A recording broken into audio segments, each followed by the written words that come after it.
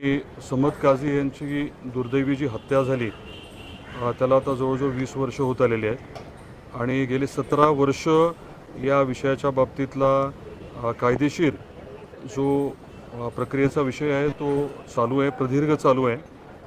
न्यायदेवतेवरती पहिल्यापासूनच आमचा पूर्ण विश्वास होता आणि 17 वर्षानंतर न्यायदेवतेने आम्हाला न्याय दिलेला आहे. परंतु हे 17 वर्ष ह्या सर्व लोकांचे कोण परत करणार आहे? आज आपण आदरणीय डॉक्टर पद्मसिंह पाटील साहेबांची परिस्थिती बघितली. 17 वर्ष त्यांना हे सगळं सहन करावं लागलं. त्यांचा या विषयाशी कुठला संबंध नसताना राजकीय षडयंत्र जे केलं गेलं, आता टप्प्याटप्प्याने सगळ्याच गोष्टी पुढे येतील. परंतु आज निश्चितपणे आम्हाला सर्वांनाच मोठं समाधान आहे की न्यायदेवतेने आम्हाला न्याय दिला. दुर्दैवाने डॉक्टर साहेबांना नेमकं काय झालं आहे हे मी समजून सांगू शकत नाही, त्यांना ते कळणारही नाही. पण ही परिस्थिती कशामुळे उद्भवली, हे षडयंत्र जे आहे ते कोणी कशामुळे केलं, त्याच्यामध्ये कोण कोण प्यादे होते. आदरणीय डॉक्टर पद्मसिंह पाटील साहेब, आपल्याला कल्पना असेल की साधारण 1990च्या दरम्यान मुख्यमंत्री होणार होते. तसा त्यांना शब्द दिला होता. काही कारणामुळे ते होऊ शकलं नाही.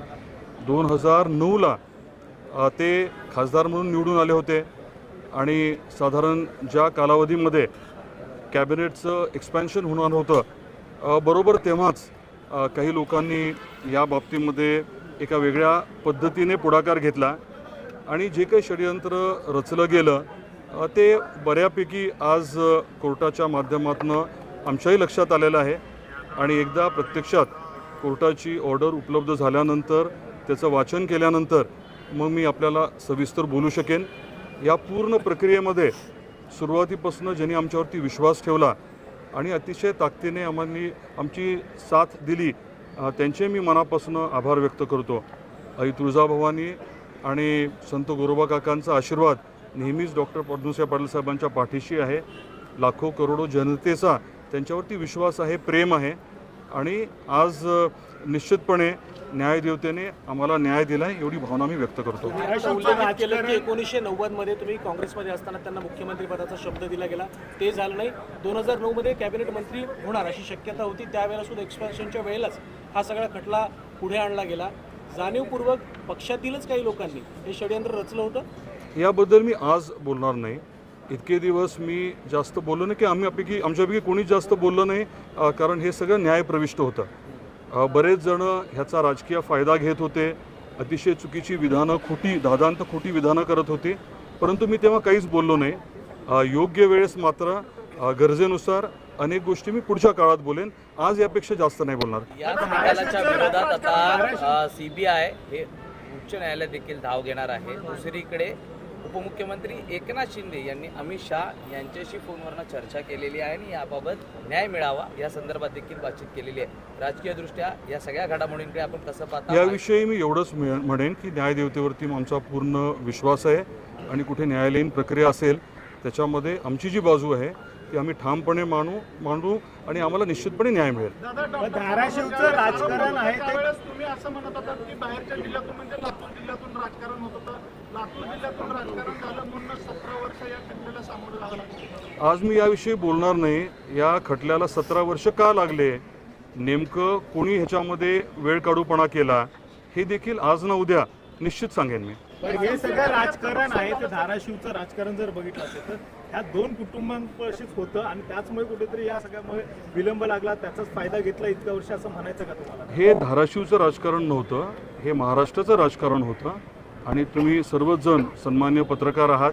आपण याच्या बाबतीमध्ये थोडं खोलात गेला तर अनेक गोष्टी आपल्यालाही लक्षात येतील आणि योग्य वेळेस मीही सांगेन. सर, जिस तरीके से ऑपरेशन टाइगर और जिस तरह से अभी निम्बलकर शिफ्ट हो गए हैं एकनाथ शिंदे कैंप में, क्या उसका असर पड़ रहा था, आपको लग रहा है? नहीं, मैं राजकीय किसी भी बात पे आज टिप्पणी करना नहीं चाहूँगा. I speak about it subsequently. Sir, एक प्रश्न असा आहे की या सगळ्या प्रकरणामध्ये 9ही आरोपी जे संबंधित आरोपी म्हणून त्यांना संबोधित केलं गेलं, त्यांना निर्दोष मुक्तता करण्यात आली. परंतु हा प्रश्न आता विचारला जातोय की या प्रकरणामध्ये जी हत्या झाली, मग ती हत्या नेमकी कोणी केली किंवा आमची मागणी निश्चितपणे ही राहणार आहे की नेमकी हत्या कोणी केली, कोणाकोणाला काही कारणं होती. अनेक गोष्टी ज्या आहेत त्या आज मला बोलायच्या नाही आहेत. अनेक गोष्टी समोर मान्य न्यायालयाच्या आलेल्या आहेत आणि त्याच्या बाबतीतला योग्य तपास जर झाला तर खरे या विषयातले आरोपी कोण आहेत ते निश्चित आजही निदर्शनास येऊ शकतील असा माझा ठाम विश्वास आहे. तपास व्हावा अशी तुमची देखील मागणी आहे. हत्येचा तपास व्हावा अशी तुमची देखील मागणी आहे. निश्चितपणे की नेमकं हे केलं कोणी हे वास्तववादी जे काही पुरावे आहेत त्याचा योग्य तपास करून हे बाहेर येणं गरजेचंच आहे. लेकिन उमराजे निंबाळकर का कहना है कि वो राजनीति में आए ही जस्ट वन सेकंड. अनेकदा म्हणजे पाटील कुटुंबियांना कायम याच्यामध्ये आरोपीच्या पिंजऱ्यात उभा करून प्रचार पॅटर्न देखील म्हणजे राजकीय प्रश्न आहे पण कायम तुम्हाला टार्गेट करण्यात आले या संपूर्ण भागात. आता निर्दोष झालेत, आता समोरचे म्हणतात की या सगळ्या संदर्भामध्ये मी परत लढा देत राहील. निकाल लागल्यानंतर देखील त्यांचं राजकारण फक्त याच्यावरून सुरू झालं तर अजूनही त्याच्यावर चालेल. तुमचं याबद्दल म्हणणं काय? मी एवढंच सांगेन की ह्या दुर्दैवी घटनेनंतर घटना घडली 2006ला अगदी दुसऱ्या महिन्यापासूनच तिथे राजकारण जे आहे ते केलं गेलं. या दुर्दैवी घटनेचा वापर पूर्णतः राजकारणासाठी केला गेला. काही लोकांच्या सांगण्यावर नसेल परंतु अनेक जण जे आहेत त्या सांगण्याला बळी पडले आणि दुर्दैवी घटनेचा राजकीय पुरेपूर वापर झाला हे वास्तव आहे. You saying something? मुख्य साक्षीदार होते. एक minute. Omraje Nimbalkar had once himself said that the reason why he's coming into politics is this case. So why can't we relate and why can't we speak about politics? I prefer not to speak about politics today. Maybe this evening or later on, after I have read through the verdict, I will let you all know, and we'll have a more detailed discussion.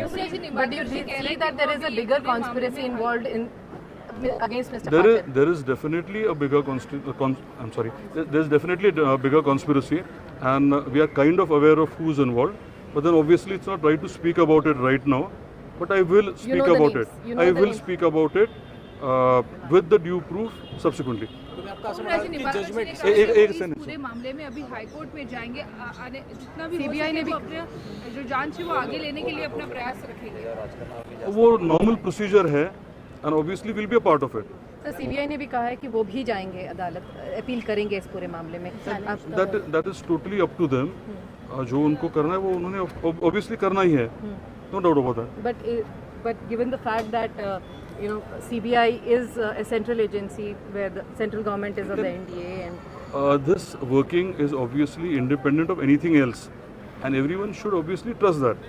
but Rakesh Maria ji का is Mr. Shinde's party really putting on any kind of I prefer not to speak about any of it. Rakesh Maria ji का नाम भी इस केस में वापस एक बार दोहराया गया है. जिस तरीके से ये पूरा जो प्लानिंग किया गया था, जेल की इन्वॉल्वमेंट क्या थी, किस तरीके से देखते हैं? मैं इसके बारे में थोड़े may be in a day और टू बात करूंगा with a little more proof after having read the verdict. या प्रकरणातील मुख्य साक्षीदार होते. त्यांची साक्ष ज्यावेळी नोंदवण्यात आली त्यावेळी विरोधाभास त्यामध्ये प्रामुख्याने पाहायला मिळाला आणि हा एकच मुख्य धागा होता ज्या आधारावरती ही केस 20 वर्ष या ठिकाणी चालली. त्यात राकेश मारिया यांचं नाव देखील समोर आलं. मारिया यांना ते भेटले होते आणि त्यानंतर ज्या घटना घडल्या आपण देखील कोर्टात होतात. या संदर्भात आपलं नेमकं मत काय आहे, त्यावेळी नेमकं काय घडलं होतं, राजकीयदृष्ट्या प्रेशर होता, त्यातनं हा संपूर्ण प्रकार घडलेला आहे. आज माननीय न्यायाधीश महोदयांनी अतिशय स्पष्टपणे जे काही घडलंय ते नमूद केलेलं आहे.